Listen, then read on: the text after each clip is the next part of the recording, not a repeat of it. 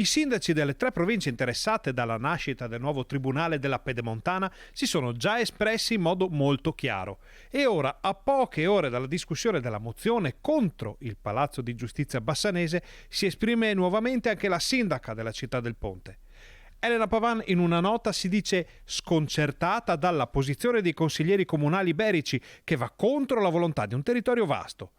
La Pavan chiede ai colleghi vicentini di ritirare la mozione e conferma di essere pronta, con altri sindaci, ad andare a Vicenza per seguire la discussione in Consiglio Comunale.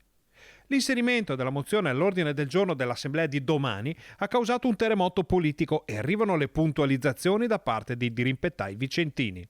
Mi metto però nei panni di un cittadino di Bassano o di un anziano di Asiago che deve compiere proprio delle vere e proprie trasferte, magari non avendo un mezzo proprio, per andare a sentire un'audizione in Tribunale di Vicenza. Perché non sollecitare il governo a portare nuovi giudici, quindi ex novo, nel nuovo Tribunale di Bassano? Perché non dare un nuovo punto di sicurezza, di legalità in una città come di Bassano, a 2 passi da noi? Per tutelare, rafforzare e aumentare la qualità giudiziaria vicentina senza escludere l'opportunità di investire e di dare un servizio anche ad altri territori. Per cui di fronte a questa mozione la volontà è quella di non creare conflitti, di non creare discrepanze, ma di tentare di innalzare la qualità certamente del nostro Tribunale di Vicenza, ma anche laddove negli altri territori sia possibile anche di altre comunità. E anche il primo firmatario della mozione spiega le ragioni di questo provvedimento. Mi piacerebbe che prima di andarsi ad occupare dei giudici da trovare per Bassano si andasse a completare l'organico non solo dei giudici ma anche dei cancellieri e di tutto il personale del Tribunale di Vicenza. Quindi è una questione campanilistica? Assolutamente no, è una questione di qualità della giustizia. Frammentare il servizio sarebbe